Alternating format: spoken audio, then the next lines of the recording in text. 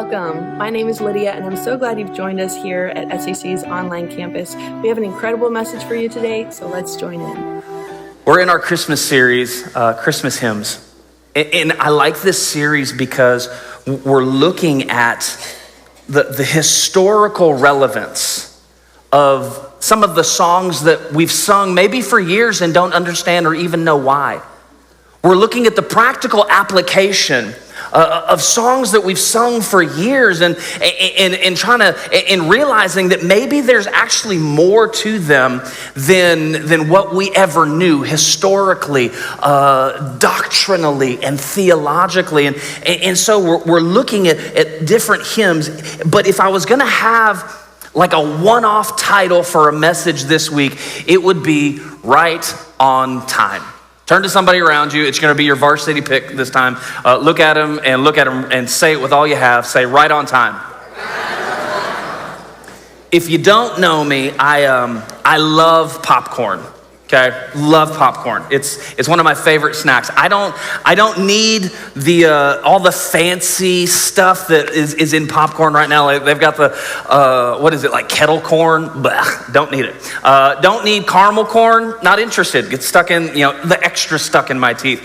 I don't even want white cheddar. Okay, and somehow, some way, someone found out that you can make barbecue popcorn. First of all, you need prayer, and we're going to have that. But even after that, there's someone, I saw this with my own eyes. Banana popcorn? Yeah, you're gross. Whoever you are, you need a touch from the Lord, okay? I don't want any of that. I want good, old-fashioned, over-buttered popcorn. Yes, Lord. I want it salted to where I might have to go to the hospital afterwards. With one slight caveat. I like my popcorn stale. Yeah. Don't give me the fresh out of the microwave. If we're going to the movie theater, move all the stuff on top aside. Give me the popcorn at the bottom of the machine. It's like fermented and ripe. It's just like, it's not fluffy, it's not soft, it's like chewy. Like you get a workout, right? And hear me, I get it that I feel that is the right time to enjoy it. It's subject to people's preference. I get it. I think I'm right. I think you're wrong. That's okay. I can just talk louder now than you can. So the ball's kind of in my court and in my favor, right? But think about this. How funny is it that we all have some varying awareness that popcorn has a right time, right? I think similarly, if it's true with snacks, maybe then it can even be true with God and his plans, that he has a right time. And today I want to talk to you out of a Christmas carol about when God's time is right on time. We're looking at the Christmas hymn, the Christmas carol, the Christmas song, O Come Emmanuel. It's one of the most historically rich and doctrinally sound Christmas carols, but if you don't know, it's built off of 7 Latin antiphons. It's a fancy word to say, a fancy way to say that it's short statements. However, these statements seem to have a mirror and a pattern of them that go alongside some of the 400 plus Old Testament prophecies that we find inside the Bible. There were these Latin statements that would come alongside these messianic prophecies awaiting. When it says, "O come, Emmanuel," Emmanuel means God with us. And so it says in the season of Advent, here in the Christmas season, there are these 7 prayers that get offered. And so the verses of "O come Emmanuel" mimic the pattern and sayings that we would find inside the Bible in these declarations of, "O come Lord, come quickly." It was translated, it started in the 12th century. but was translated out of Latin to English in the 1800s by a man named John Neal. He was an Anglican clergyman who was a scholar of medieval hymns, and he kept the same rhythm and the same pattern and the same flow that they had in Latin, but translated them into English. Again, they're built out of 400 plus messianic prophecies that are actually found within the confines of the Old Testament, Genesis to the book of Malachi. It's interesting. You can navigate, watch me. You can navigate a timeline of waiting within the Bible. You can navigate from the beginning even into the New Testament, this timeline of waiting. Waiting means staying where they are or where you are, delaying action until the right moment. There's something in the Bible, in the timeline, that has to do with waiting. Watch, we see it 4,000 years before the arrival of Messiah. Adam and Eve find themselves waiting.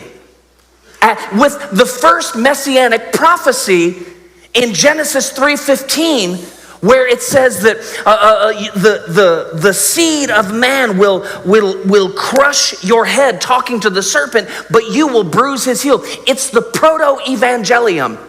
It's the first messianic prophecy that starts the timeline. And so for 4,000 years, they waited for this moment to happen. And then 2,000 years before the arrival of Christ, Abraham is waiting. When God calls him from the backside of nowhere and says, Abraham, I'm going to make you the father of many nations, and through your seed, the nations of the world will be blessed. And 2,000 years before Jesus shows up, Abraham is waiting. And 1,500 years before Jesus shows up, Moses is leading the nation of Israel out of bondage in Egypt. And they say, and there's a messianic prophecy that says, I will give you another leader likened to Moses. And through this moment, watch, the first formal covenant is established, which becomes the type and shadow of what Jesus would do. Watch, but they're waiting 1,500 years. They're waiting 1,000 years when King David comes along, and there's a promise and a prophecy given that David, through you, there will be a Davidic kingdom that will be no end. It will be eternal, but yet they are waiting. It would be 750 years that they're waiting when God speaks through the prophet Isaiah and starts to give these prophecies of Messiah, of Emmanuel, of a virgin birth, but yet they still find themselves waiting. It would be somewhere 500 to 600 years before Messiah's arrival that they are still waiting, that Jeremiah and Ezekiel and Daniel would foretell of future exile and restoration for the future. That Daniel would talk about the prediction of the coming of the time of Messiah, but the problem was that they were still waiting. And then we would see in 430 years before the arrival of Messiah that the last prophet in the Old Testament, his name is Malachi, he's depicting that there will be a forerunner, someone like Elijah, preparing the way for Messiah's arrival, and they're waiting. And then after Malachi, there is 400 years of silence. For 400 years, God stops speaking, and everyone is waiting. And then Gabriel, the angel, shows up to this virgin espoused to a man named Joseph. And he says that God's favor has shone upon you, and you will bear the Son of the Most High, and you will name him Jesus. Watch, and she gets a word. She gets an awareness that God is going to show up. And watch, and 9 months goes past, and she's waiting. And then Jesus arrives, right? Jesus shows up. Angels come and tell shepherds, and they come and they celebrate his birth. But there's a man named Simeon and a woman named Anna, who, though God had showed up, they were still waiting 40 days after he was born. And after the time of, it was the time for presentation. This would be 40 days after birth that they showed up to the temple, and Simeon sees him first, and Simeon sit here and recognizes that this is the Son of God, that this is the Messiah they have been waiting on. And Anna is there in the moment, and she begins to tell everyone about Jesus. And though God had arrived, they still had to wait 40 days, and then fast forward 12 years, there are still others that have yet to encounter Messiah. Mary and Joseph go to town, appropriately speaking, and they're there and they're offering their sacrifices, and they stop at the local Piggly Wiggly there in Jerusalem, and they get some of the stuff that they need, and they run over by the hilltop. They didn't have hilltop. They didn't have Piggly Wiggly either, but you know what I'm saying, right? They're there, and then they book it back to home and forget that God, you ever forgotten about God? And they leave him at the temple, but now 12 years have passed, and they come back and they find him in the temple, and he's sitting with the teachers of the law, the teachers of the Old Testament, and he's asking them questions. And though God had arrived 12 years before, they had been waiting now for 12 years, and they encountered him, and they were amazed by his answers and the questions that he had asked. And then, math is tough for me. I think it's 18 more years that life happens. And all of a sudden, Jesus starts his earthly, God has been on the planet. Emmanuel, God with us, has been here for 30 years, but we don't see him show up until the age of 30 after his baptism. And Andrew, Simon Peter's brother, comes and finds Peter and says, I think we found him. We've been waiting for all this time, but I think we found him. We found Messiah. And they had been waiting oh so long, but they finally found him. Hear me, throughout the Old Testament, people knew what it meant to wait.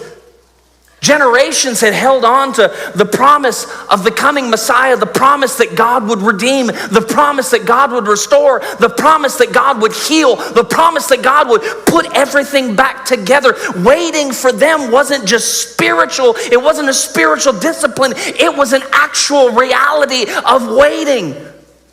And it wasn't just waiting, but rather the waiting was painful. Why? Because sin had created separation. Iniquity had created distance. Failure and missing the mark had created a chasm and a gap. And what you have to understand, we have to go back to the beginning. In the garden, there had been no separation. There had been no gap. There had been no distance. There had been nothing inhibiting, no barrier inhibiting humanity, creation from creator. They walked hand in hand in the cool of the day. They were acclimated to knowing. It's like being around someone that you really know. You know when they're in the house. You know when they're around. You know their mannerisms. You know their cadence of how they operate. You're accustomed to them. But sin created a separation. In Genesis 3:7, there was the fall. It was the greatest rebellion in all of human history, and man sided with God's great arch enemy. And the fall happened, and now there was no access. There was no There was no opportunity to go near. God in the Old Testament would at times come near, but humanity up until the tabernacle could never approach him.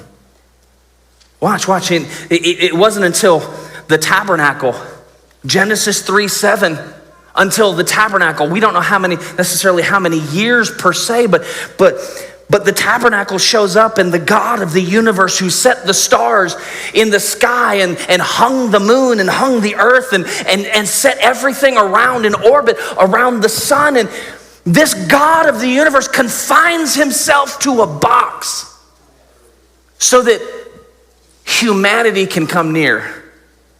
But at best, you and I, the closest we could ever approach him was up to 45 feet. Because that was the boundaries of the tabernacle. And even, hear me, even at 45 feet, there were barriers inhibiting. You couldn't look upon where he was. There was still distance. And that was the tabernacle. It was basically a big tent. It's a fancy word to say tent. And when they're moving and traveling out of bondage to the promised land, when they would travel, the closest they could get would be 2,500 to 3,000 feet away. God would come down, but humanity couldn't approach him. Humanity couldn't get to him. They were still separated, still at a distance, still unable to access his presence, still unable to access his goodness and his kindness. But watch, even at all this, that distance, it wasn't physical per se. It was all emotional. It was all relational. It was spiritual, because they knew there had been a moment where humanity could touch and go near. They felt the ache of brokenness. They felt the ache of hurt. They felt the ache of wounds and longing. Watch, to be able to approach him, to be able to come near him. Yet even in their waiting, they had the promises that the prophets would give.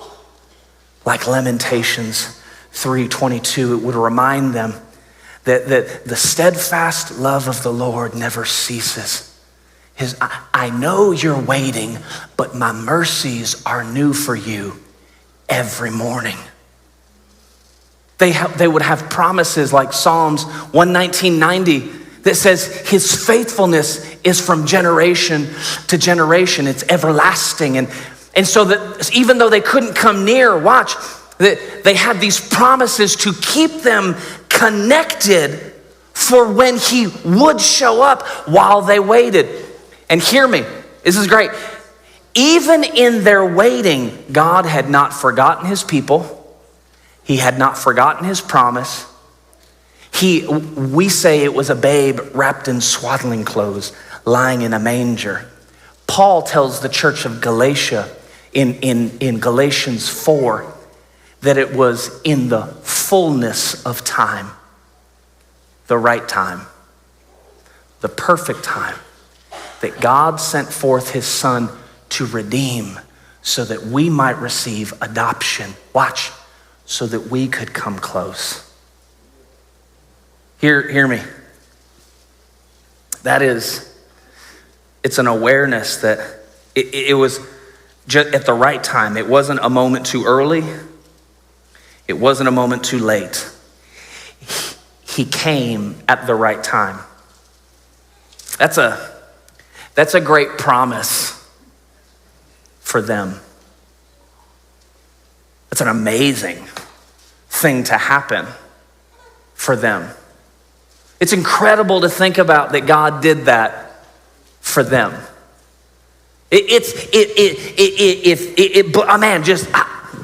Can I be real honest and just be I'm a little snarky and sarcastic at times. It's like, man, high five, awesome for you. That's great. But what about me?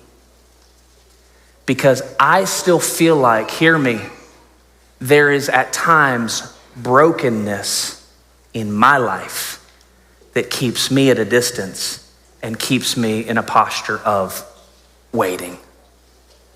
Maybe there's some of us in the room that hear me, that struggle here to draw near because we see the sin in our life that separates. Some of us in the room that struggle to draw near because we see the hurt and the disappointment in our life that keeps us from drawing near. Watch the fear and the wounds that a lot of us in the room, maybe not all of us, maybe some of us have our lives all together, and you get Salem bucks on the way out for free coffee, and high five to you. But there are some of us in the room right now that are struggling with waiting. There are some of us that don't feel like our lives are all together. There are some of us worshiping with us online that feel like things are not adding up, that 1 + 1 is not equaling 2 in our lives. And we find ourselves in a posture of waiting. God, when are you going to show up? God, when are you going to fulfill your promise? God, when are you going to make good on what you said you would do? There's some of us, hear me, we're waiting on answers to prayers. There's some of us that are waiting on healing in our bodies because He is a God that heals. It's an established fact. Calvary gives us the opportunity of the covenant blessing of healing, spirit, soul, and body. But some of us are waiting. Some of us are waiting, watch, for reconciliation in broken relationships. Some of us are still waiting for open doors in careers and financial opportunities. Some of us are still waiting for loved ones to find Christ, loved ones and spouses, loved ones and parents, loved ones and children. Some of us are still waiting, watch, for test results. Some of us are getting news in the middle of the night. And we thought we were already at the bottom, and it feels like our legs just got knocked out from underneath us again. Some of us are waiting. Some of us are waiting for the promotions, and some of us are waiting for breakthrough. And even, some of us are even waiting on small, silly things like, will the preacher finish up so we can go to the potluck?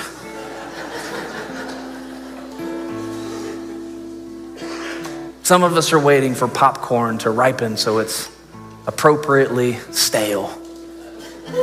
Even in silly things, we still find ourselves waiting.